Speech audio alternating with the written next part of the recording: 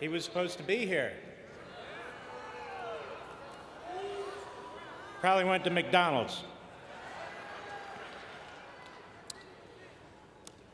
Well, I want to thank you all for coming here.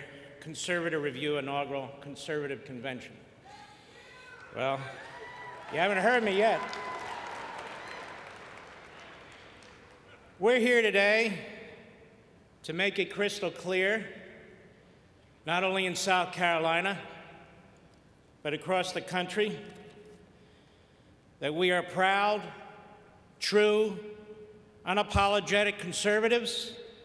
We are not going to take a back seat to anyone, any group, or any political party.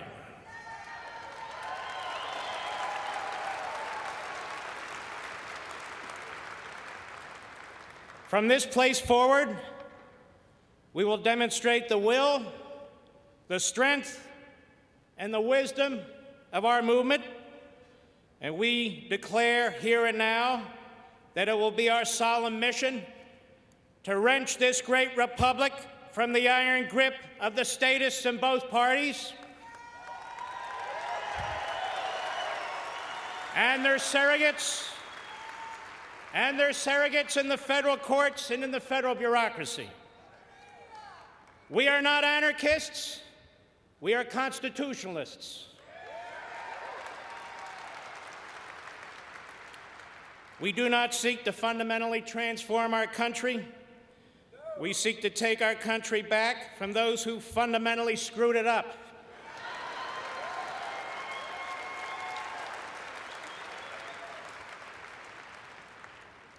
Now, the left rules by the mob and by imperial fiat alike. They are relentless. When they win elections, they claim a mandate from the people. When they lose elections, they rule through unelected branches of government. And too often this tyranny is acquiesced to and views as the inevitable decline of the American Republic. We're supposed to go as the Greek and Roman republics went. I say nuts.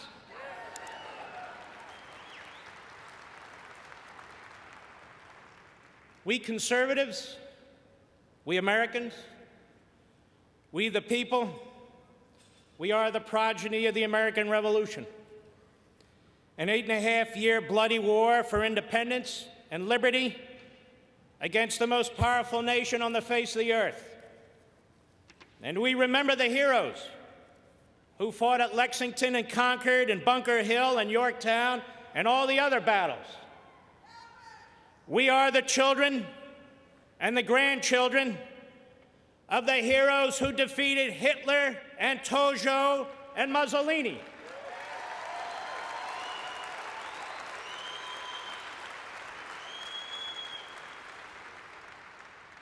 We are the fathers, mothers, brothers, and sisters of the heroes who are fighting the Islamic genocidal murders from one hellhole to the next.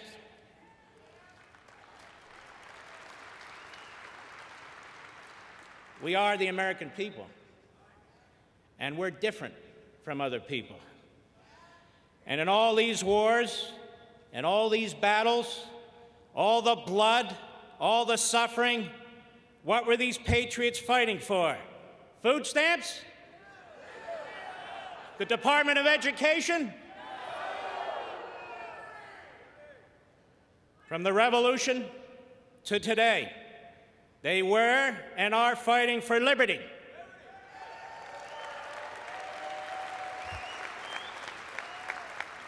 For the Constitution, for the Republic. Now, in context, this makes our political and cultural battles here at home seem a lot easier. Although they're nonviolent, in fact, they're more complicated. The statists use the instrumentalities of a free people against them. In other words, the institutions that grew out of the civil society are turned against the civil society.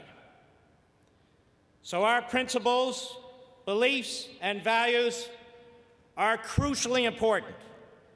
They're the antidote to the soft but growing tyranny. And if anyone is confused about what we conservatives mean by our principles, beliefs, and values, they can consult the Bible, the Declaration of Independence, and the Constitution.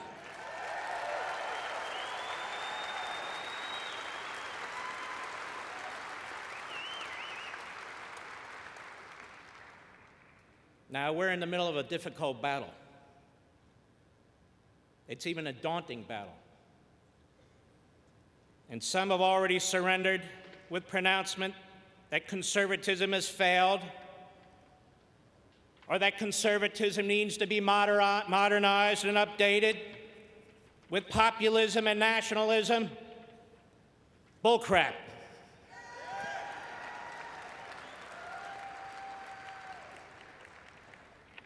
Let me remind you that despite all of it, conservatism has scored significant victories. Where is the Soviet Union today? It's dead. Reagan pushed the communists out of Central America. He pushed the communists out of Angola. He pushed the communists out of Moscow. He pushed the communists out of East Germany. Conservatism works.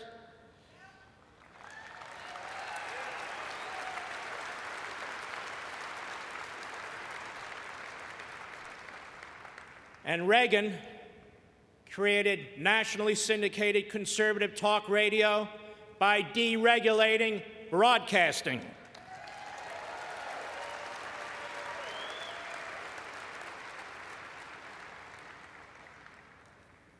Conservatism gave us the late, great Antonin Scalia.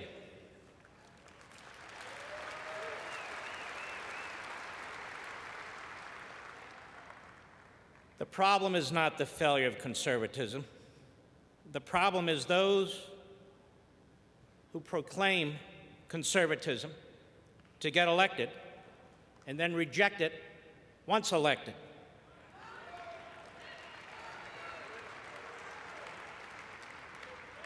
In the last 100 years, there have been essentially two conservative presidents, Calvin Coolidge and Ronald Reagan.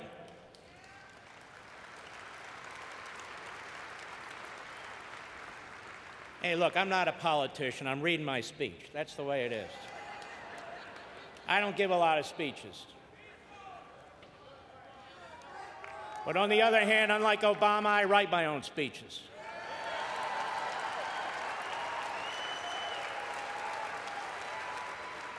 And I want the president to know I have a pen, too.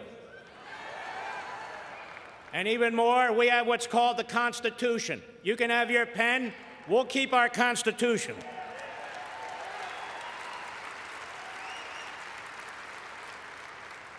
I even have an Obama phone somewhere here, I think.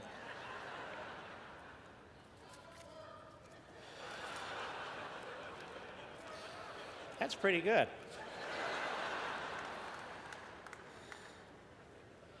So we've had basically two conservative presidents in a century who've held office for 15 years combined.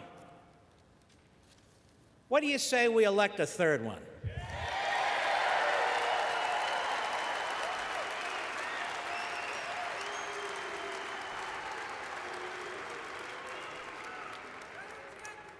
We need to give the American people a choice between liberty and tyranny, between capitalism and socialism, between constitutionalism and lawlessness, between national security and appeasement, and between faith and secularism.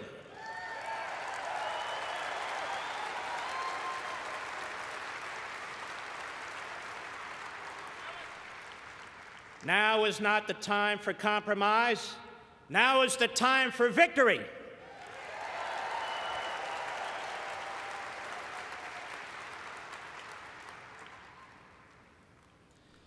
I'm fond of quoting Thomas Paine.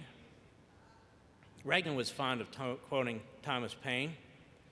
George Washington was fond of quoting Thomas Paine. As a matter of fact, the night before the Battle of Trenton, on December 23, Thomas Paine wrote in part these words: "These are the times that try men's souls. The summer soldier and the sunshine patriot will, in this crisis, shrink from the service of their country. But he that stands by it now deserves the love and thanks of man and woman." Washington read that and more to the troops before the Battle of Trenton. Their backs were literally against it. The British were on the move. He had just fled New York. The British figured they had him pinned down, what was left of the American colonists, against the Delaware River. But Washington outwitted them. And you know the story of the Battle of Trenton. Way too many American patriots and conservatives are prepared to surrender their liberty, are prepared to accept the muddledness of candidates who are running in this primary, and the recent conversion to sudden principles that they never held before in their lives.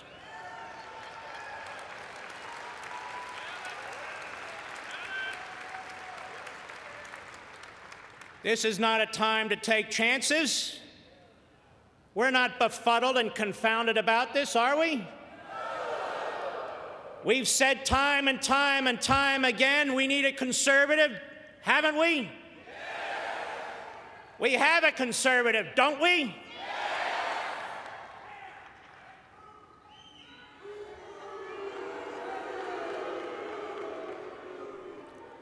It's time for all conservatives to come home now and do the right thing. And if you're a conservative, you know what the right thing is. And you know what I mean. This election in South Carolina is very, very important. The election in every state is very, very important. We have to fight in each and every one of them.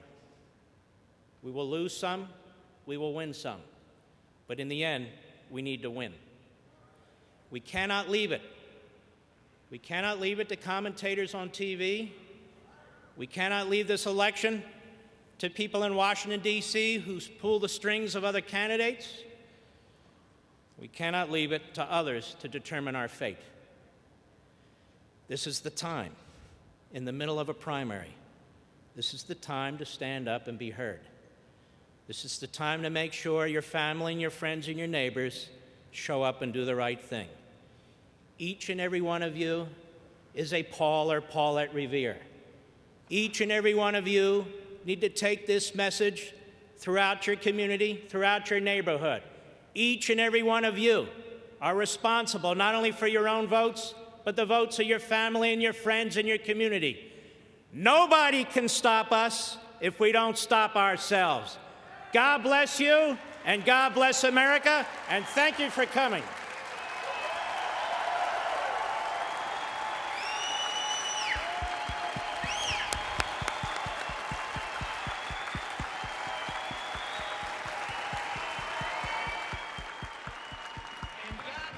Carolina.